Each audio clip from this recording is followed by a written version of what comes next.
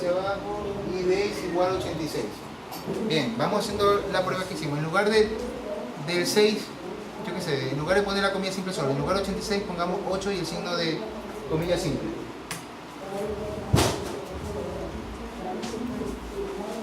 ¿Se dan cuenta? ¿Por qué se provoca este tema de aquí?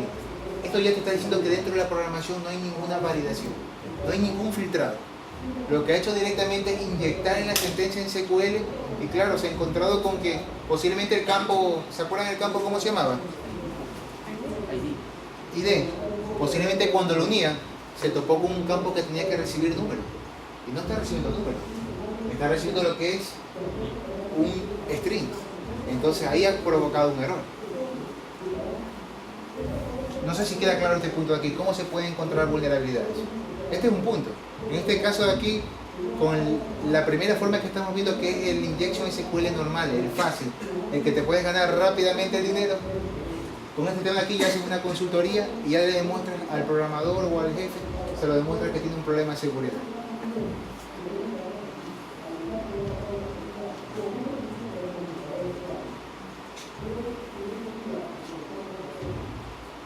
Bien, ¿qué nos hemos dado cuenta? ¿Cuáles son las debilidades? Pobre, otra vez ninguno, mecanismo de validación de variables de entrada. Validación centralizada en el lado del cliente. Me ha tocado testear directamente aplicaciones que, mira, te digo la verdad, mi respeto al programador. Tiene increíblemente unas validaciones en el JavaScript tremendo. La comilla simple, la doble comilla, el OR, el drop, el todo. Pero recuerden, está en el lado del cliente. ¿Qué significa que esté en el lado del cliente? Que yo puedo directamente todo eso día anularlo. Todo script de validación yo lo puedo anular. ¿Alguien ha trabajado con Firebug? ¿Sí? Tamper, Dealbuster. Hay herramientas directamente que cuando yo mando lo que es una llamada, yo puedo directamente concentrar qué es lo que está viajando. Y eso que está viajando hacia el servidor lo puedo detener y decir, ah, ok, tú no me dejaste poner comilla simple, me obligaste a que ponga 86. Pero ahora, como ya sales del lado del cliente y vas a navegar al lado del servidor, pues ahora aquí te modifico. Y cuando llega al lado del servidor, no habían absolutamente puesto nada de tiempo en lo que era validación. Es decir, no te desesperes por validar en el lado del cliente. Que el lado del cliente más está hecho para el tema de efectos, para hayas, etc. El tema de las validaciones realmente las que interesan es en el lado del servidor. Y como programador, eso es importantísimo que lo tengas claro.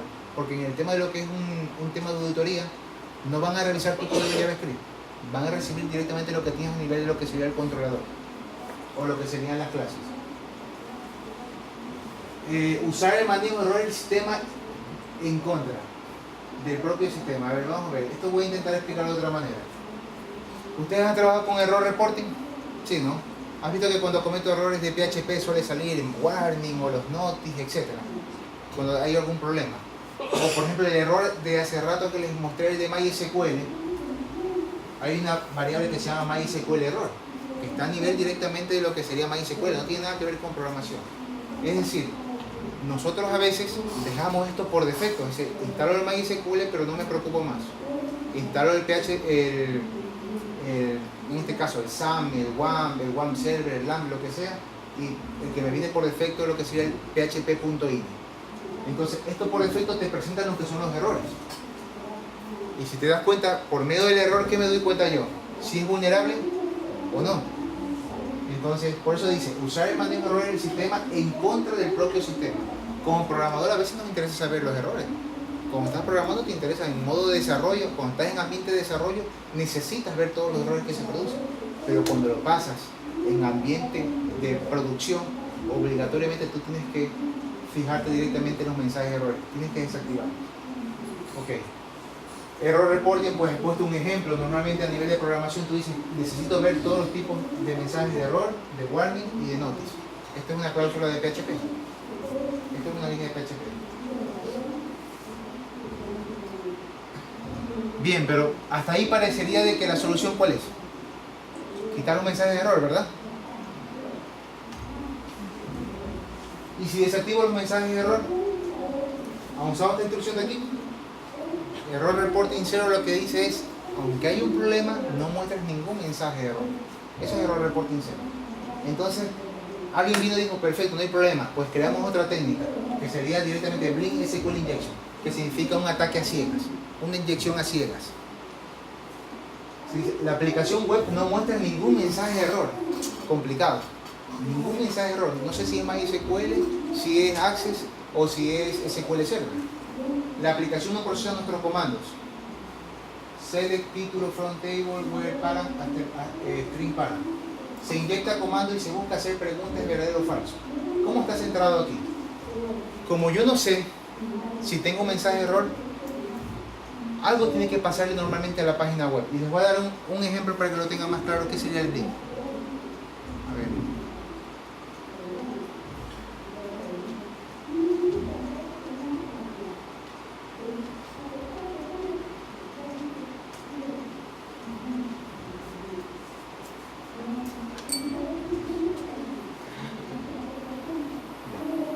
¿Sí ves qué sale? Analicen qué es lo que sale. ¿De acuerdo? Una noticia con novedades, condominio, residencia, etcétera, etcétera. ¿Qué pasa si yo hago lo mismo que la otra vez?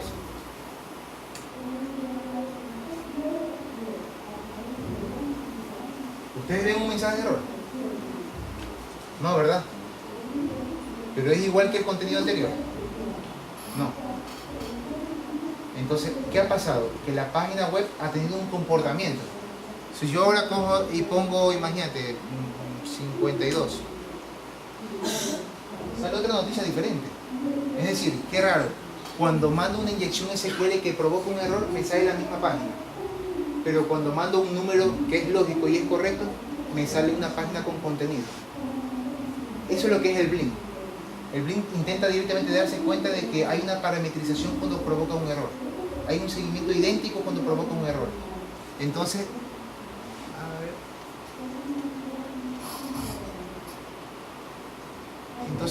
¿cómo? No sale bien. ¿Cómo lo consigo? Si yo envío algo que es verdadero, fíjate, si envío algo que es verdadero, me sale información correcta de la noticia. Si envío algo que es falso, me sale un mensaje diferente. Entonces, se inyecta comando y se busca hacer preguntas de verdadero o falso. Vamos a centrarnos en cuál sería el mejor ejemplo para esto.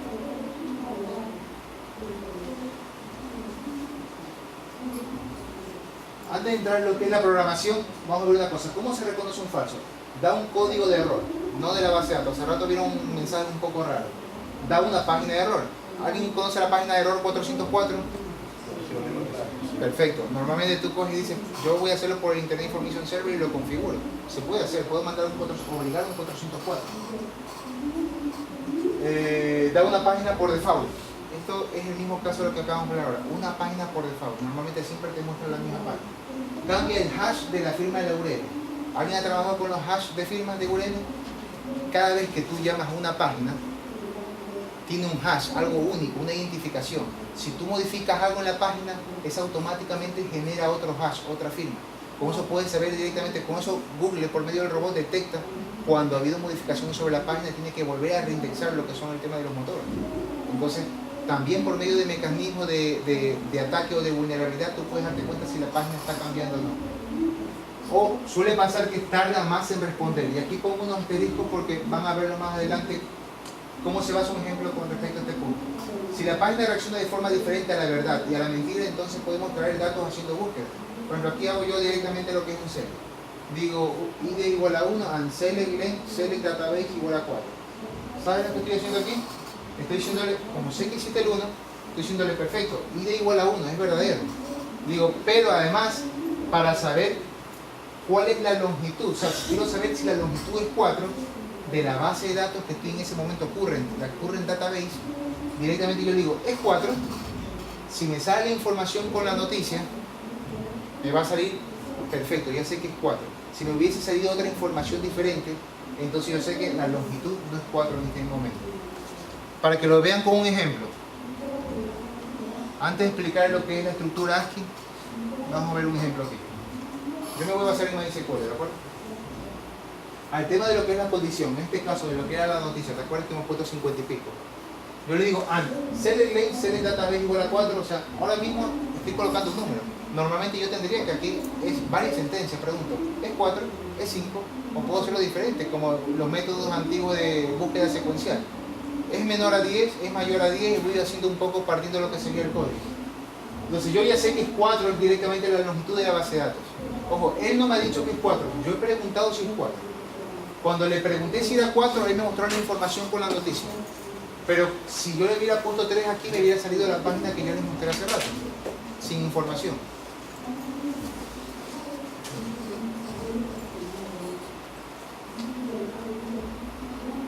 Esto tenemos que quedar totalmente claro. Imagínate que yo pongo...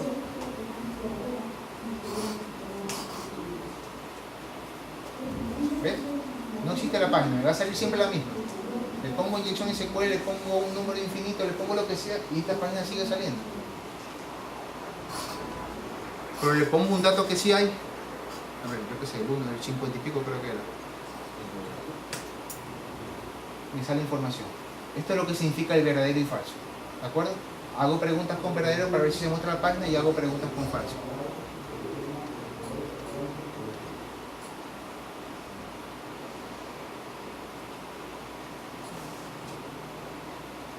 Ya sé que la longitud es 4 en la base de datos. Ahora, ¿alguien ha usado el comando ASCII upper en tema de MySQL? ¿No? Pero más o menos, ¿no? ASCII lo que hace es que te devuelve directamente el número en ASCII de lo que es el carácter. O sea, no hay ningún problema ahí. Len, ya saben que es la longitud. Voy a decirlo en inglés nativo. Upper. ¿Qué es lo que te está diciendo? Te está diciendo directamente que el carácter te lo transforma en ¿qué? En mayúscula. ¿Por qué? Porque si te das cuenta, MySQL, saben ustedes que por defecto MySQL ¿qué es? Case sensitive, ¿verdad? A diferencia de SQL Server que por defecto te le da igual mayúscula y minúscula. Entonces, en un ataque, para reconocer cuál es la información, es necesario que tú sepas si vas a trabajar directamente con un carácter mayúscula o minúscula. Por eso que inmediatamente yo lo paso todo mayúscula y lo pregunto de mayúscula. Entonces, aquí lo que se hace es preguntas, es decir, te digo, es ASCII, substring, select database, y estoy preguntando, oye, el primer carácter de la base de datos es mayor a 77, le pregunto si es mayor a n mayúscula. Entonces, él me dirá sí o no. Él me va a decir sí o no. Aquí en este caso, para el ejemplo, fue test, el nombre de lo que es la base de datos. Entonces, comienzo a preguntar. Por medio directamente de búsquedas secuenciales, comienzo a preguntar. Hasta que llega un momento en que encuentro lo que es el carácter del primer carácter. 84. El primer carácter del nombre de la base. Perfecto. Así es. Entonces, si te das cuenta, yo no sabía el nombre de la base. No sabía la longitud. No sabía nada. Pero aquí, todo, o sea, este tema de aquí no es que creas que es automático, que yo pongo una sentencia y ya voy a ver la información de la base y voy a ver la webcam de la persona. No. Aquí tienes que invertir mucho tiempo. Ojo, estamos viéndolo directamente, lo que normalmente no te explican. No te explican este tema aquí, ¿sabes por qué? Porque cuando yo mismo te muestro una herramienta, tú vas a decir, ¿por qué hemos perdido tiempo viendo todo este tema de aquí? Si con un clic te da toda la información. Pero quiero que sepas lo que está pasando, porque estas son las cosas que no estamos validando nosotros. ¿Por qué motivo nosotros tenemos que permitir que vaya una instrucción ASCII? Pensemos, ¿por qué tenemos que permitir eso de ahí? Pero lo estamos permitiendo, ¿sabes por qué? Porque lo único que hacemos es concatenar. No nos preocupa nada más, simplemente concatenamos y pensamos que el usuario es bueno y que no hay malos en la red. Entonces, ¿me entienden? Todos somos aquí cristianos. Entonces, no te preocupa directamente esa validación, pero quiero que sepas que esta es la forma como se obtiene información de lo que son las bases de datos. Cuando el método es blink, recuerda, no hay mensajes de error, lo he desactivado totalmente, pero lo pude obtener por medio de este tema de aquí. Entonces, para el resto de los caracteres los obtenemos de la misma forma. Ya no va a ser 1,1, ¿verdad? Va a ser 2,1, 3,1, etc. Entonces, yo creo que este tema de aquí, el ejemplo lo puede un poco clarificar. No sé si usted tiene una pregunta con el tema de Blink. Es importante que lo tengan clarísimo el tema de Blink. ¿Todo bien? Vamos a hacer un ejemplo aquí. Dice ejemplo en Microsoft SQL para extraer el valor del campo database user. Entonces yo a ID le pongo un punto y coma. ¿Ustedes saben qué permite punto y coma? Punto y coma permite ¿qué cosa? Más de una sentencia SQL dentro de la misma línea de ejecución. Bien. Entonces yo le hago directamente un len user es igual a 4, le estoy preguntando, oye, user es igual a 4, y le pongo un wait for delay. Un wait for delay directamente es una pausa. Es importante el tema de la pausa porque puede ser que termine la primera sentencia y devuelva la información y la otra ha demorado un poco más. Entonces, obligo directamente que haya un wait for. Entonces, aquí obtengo lo que es la longitud del usuario. Y después comienzo a hacer la misma pregunta. Lower, sustain. Lower aquí ya pregunto por minuto. Lo mismo que les expliqué hace rato, pero a nivel de lo que sería SQL Server. Para el resto de caracteres lo obtenemos de la misma forma, pero utilizamos substring user, n,1, etc. hasta que n sea la longitud de 4. Si te das cuenta, estos son scripts que normalmente tú los programas en Python, los puedes programar en PHP, en Visual Basic, lo que sea. Bien, aquí normalmente tocaba un tema de una práctica. Yo el tema de las prácticas, por tema de tiempo, lo voy a dejar al final. Ya hacemos directamente un ataque más completo. Bien. Se dan cuenta que yo me he centrado totalmente en el ataque Blink, en lo que eran las sentencias select.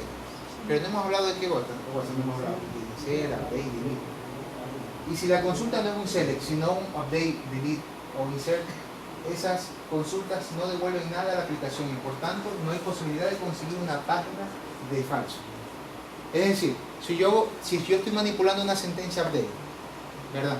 Y dentro del update, ¿qué me puede devolver normalmente el update? Me devuelve directamente los registros afectados. Pero si me devuelve 0 es correcto, ¿verdad o no? Yo mando a hacer una alteración y si me devuelve 0, mira, me está devolviendo algo, no me está devolviendo end of file. Me está devolviendo directamente un registro con el número de transacciones afectadas. Entonces, Blink, yo no puedo hacer nada en este caso Blink, no puedo detectar. Entonces, cuando no te sirve el mecanismo normal de inyección SQL, cuando no te sirve directamente lo que es Blink, en ese tema pasamos a otra técnica directamente de ataque. Y esa técnica de ataque se llama Injection SQL basada en tiempos. Si el contenido de la respuesta es idéntico en ambos casos, aún es posible conseguir nuestro objetivo variando condicionalmente el tiempo de respuesta del servidor. Si la condición inyectada es verdadera, la aplicación tardará unos segundos en contestar. Pilas con esto, tardará unos segundos en contestar. Si la condición es falsa, la aplicación devolverá la misma respuesta, pero en un tiempo habitual. Podemos utilizar las mismas técnicas de inyección descritas anteriormente.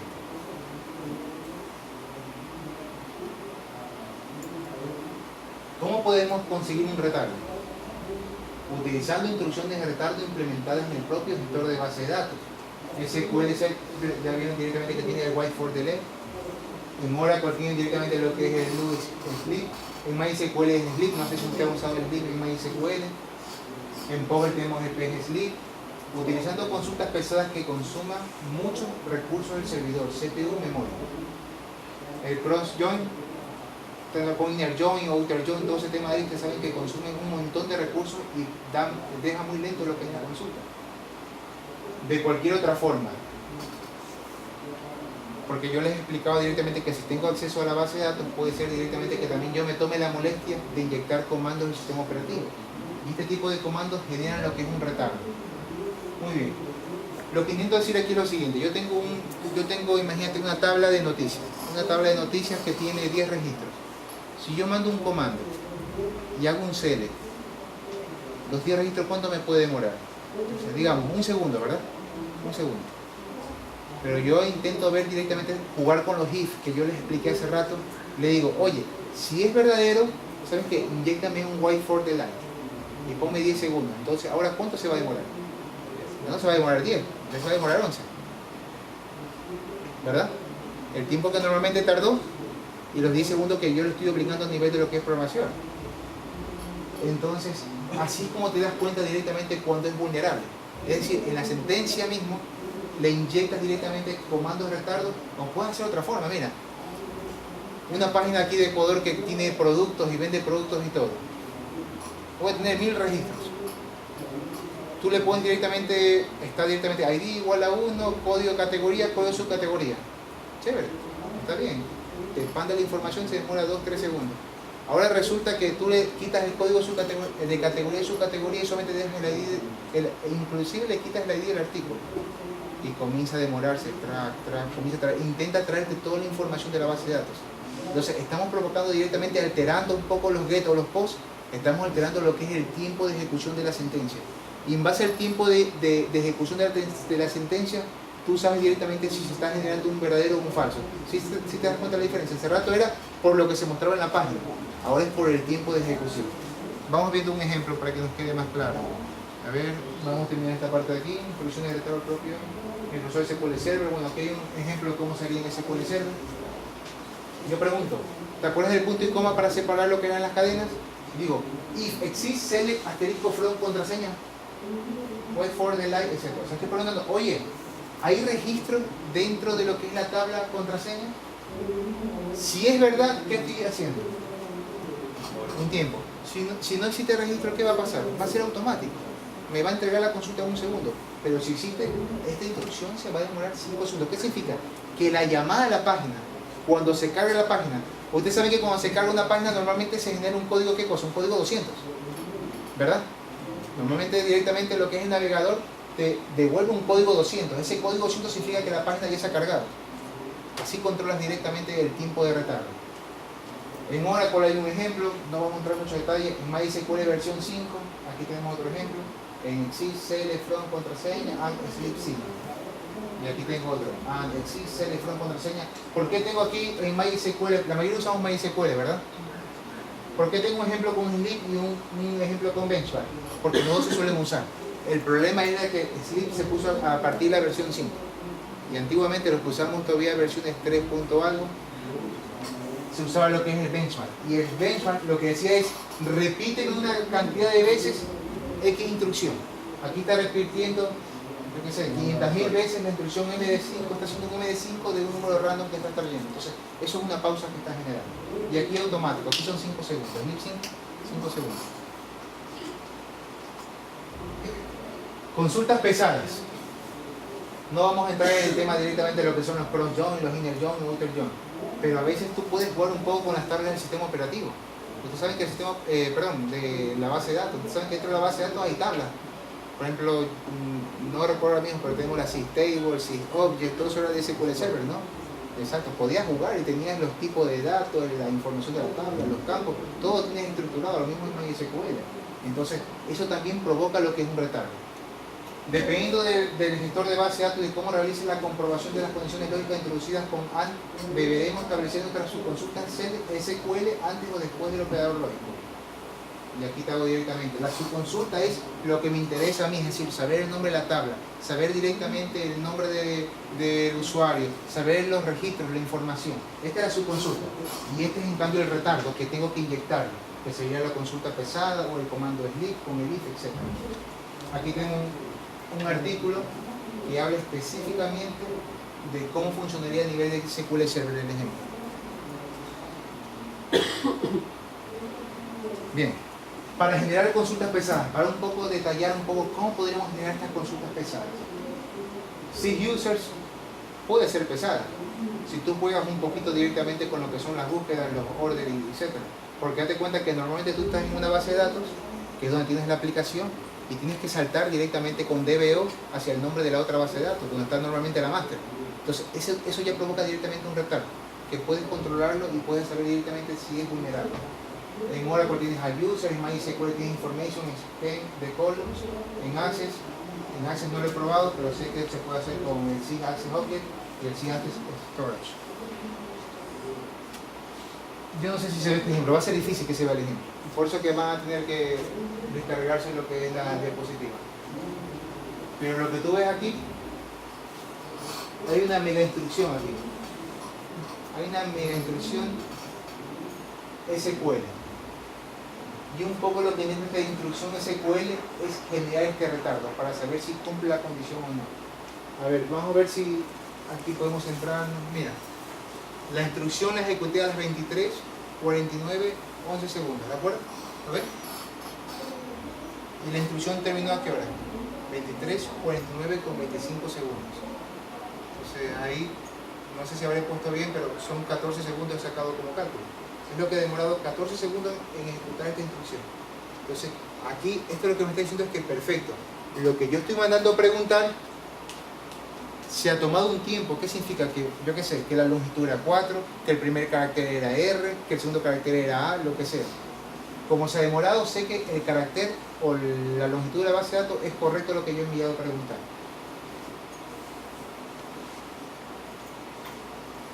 Pero aquí, genero también, ¿se acuerdan de jugar con los verdaderos y falsos?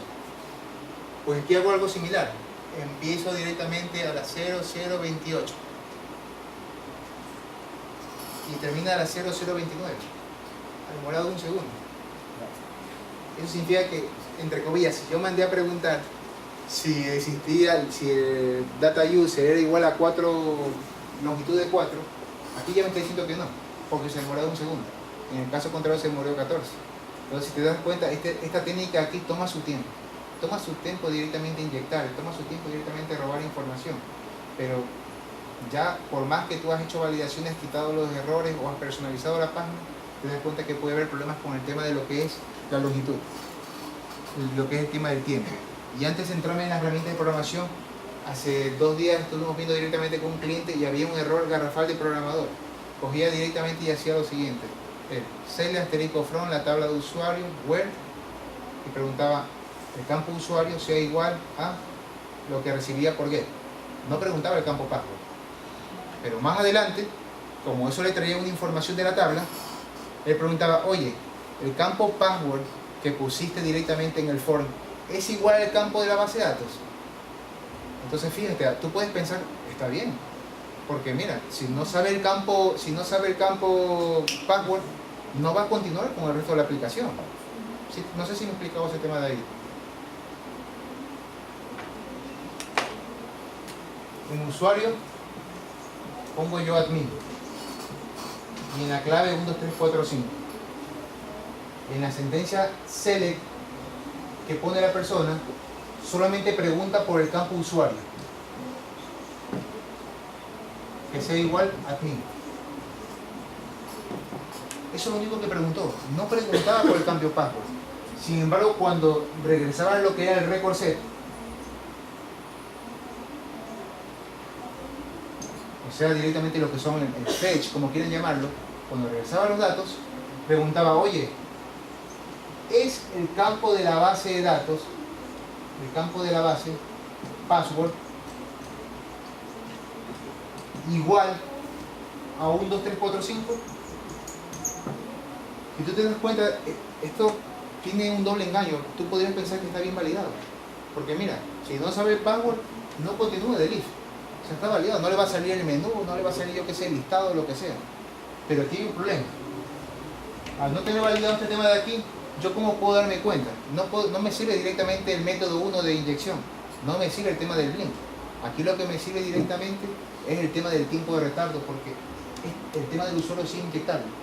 Si el usuario es inyectable, me da igual que haga esta pregunta. ¿Dónde se va a concentrar el retardo? Aquí, en esta línea. Cuando pase esta línea de aquí y me diga ese campo clave es inválido, ya se ha demorado 10 segundos, ya se ha demorado 14 segundos, lo que sea. Entonces,